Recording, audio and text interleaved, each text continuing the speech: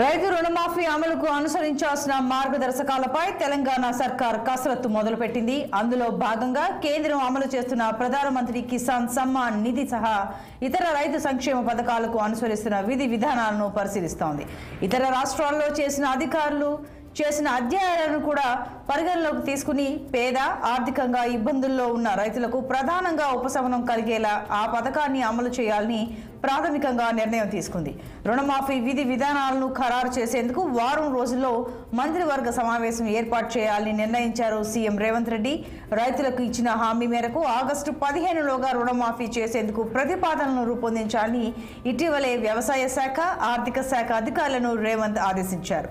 రుణమాఫీకి ఎన్ని నిధులు అవసరం, నిధుల సమీకరణకు ఉన్న మార్గాలు, అందుబాటులో ఉన్న వనరులన్నింటినీ ప్రభుత్వం పరిశీలిస్తోంది.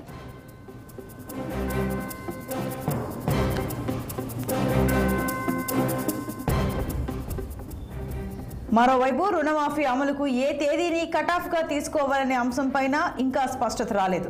రాష్ట్రంలో కాంగ్రెస్ ప్రభుత్వం కొలువుదీరిన డిసెంబర్ 7వ తేదీని కటాఫ్గా తీసుకుంటారా, మహాలక్ష్మి పథకాల అమలుకు శ్రీకారం చుట్టిన డిసెంబర్ 9ని తీసుకుంటారా, లేదా వచ్చే ఆగస్టు 15 తేదీ వరకున్న బకాయిలను కూడా తీసుకుంటారా అనే అంశంపై కేబినెట్ భేటీలో చర్చించి నిర్ణయం తీసుకోనున్నారు. పెద్ద రైతులకు రుణమాఫీ వర్తింపజేయాలా వద్దా అనే అంశంపైన కేబినెట్ భేటీలో చర్చించనున్నారు. ప్రధానమంత్రి కిసాన్ సమ్మాన్ నిధి పథకం కింద అర్హులైన రైతులకు కేంద్రం ఏటా 6,000 రూపాయల ఆర్థిక సాయం అందుతోంది.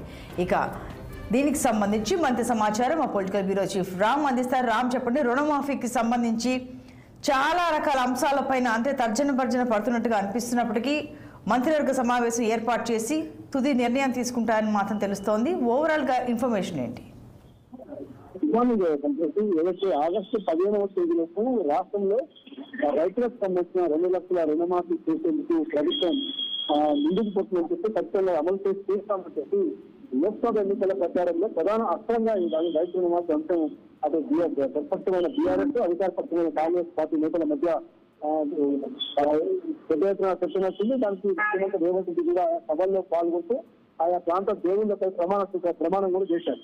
అంటే ఇప్పటి వరకు రైతు రుణమాఫీ సంబంధించి దాదాపు 39,000 కోట్ల రూపాయల నిధులు అవసరం ప్రస్తుతం లెక్కల ప్రకారం ఉంది. అయితే డిసెంబర్ 7, 2023 ముఖ్యమంత్రి రేవంత్ రెడ్డి రైతు ప్రమాణ స్వీకారం చేశారు. ఆ రోజు వరకు ఉన్న రైతులకు సంబంధించిన రుణాలు మాఫీ చేస్తారా, లేదు ఆగస్టు 15వ తేదీ వరకు వచ్చే రుణాలను మాఫీ చేస్తారా పైన నిబంధనలు అన్ని కూడా ఆలోచిస్తా ఉన్నారు. మరోవైపు ఇప్పటికే గత టీఆర్ఎస్ ప్రభుత్వం గవర్నమెంట్ ఉద్యోగస్తులు కానీ అందరికీ బీపీఎల్ కార్డుకు సంబంధం లేకుండా రైతు బంధు పథకం ఇస్తుంది. ఆ రైతు బంధు పథకం ఇచ్చిన లబ్ధిదారులందరూ కూడా రైతులను మాఫీ చేస్తారా, లేదు ఓన్లీ ఎక్కువ మంది పేద రైతులు ఉన్నారు, వాళ్ళ బీపీఎల్ కార్డు హోల్డర్స్ మాత్రమే ఈ రైతులను మాఫీ చేస్తారా, లేదు ఉద్యోగస్తులు ఇతర రైతులను కూడా తీసుకొని ఈ రుణమాఫీ చేస్తారా దానిపైన ప్రజల పడతా ఉంది. కాబట్టి ఇప్పటికే ఈ నెల 18వ తేదీన వాస్తవానికి మన క్యాబినెట్ సమావేశం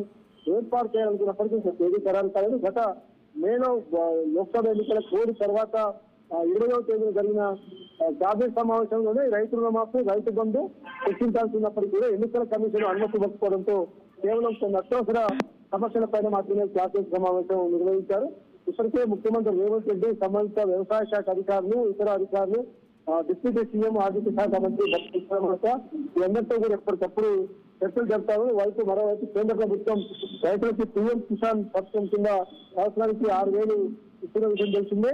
ఇక్కడ రైతు బంధు పథకం కింద సంవత్సరానికి ఇప్పటికే 10,000 ఇస్తున్న తరుణంలో 15,000 ఇస్తామని చెప్పి ముఖ్యమంత్రి రేవంత్